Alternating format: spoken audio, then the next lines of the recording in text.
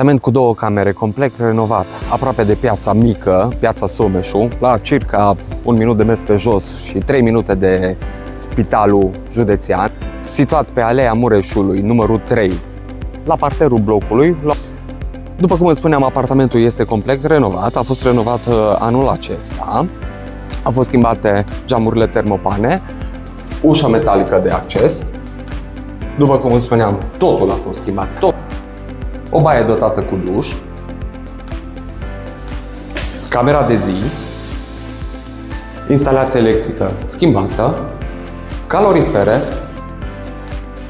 Aici avem zona de bucătărie, într-adevăr este o bucătărie micuță, dar se poate organiza frumos, cu geam. Aici este montată centrala, iar din camera de zi avem accesul către dormitor. Și acesta, după cum îți spuneam, totul este renovat. Pe jos avem parchet, instalația electrică schimbată, prize întrerupătoare, centrală, calorifere noi, țevi de cupru, uși din lemn. Hai să facem o scurtă recapitulare. Ne aflăm în cartierul Micro 14, pe strada Mureșului numărul 3, la parterul unui bloc cu 4 nivele.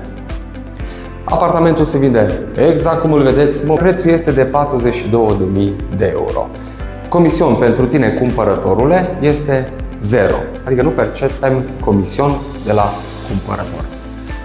Cu drag te așteptăm la vizionare, eu împreună cu colega mea, Mihaela. Pa, pa!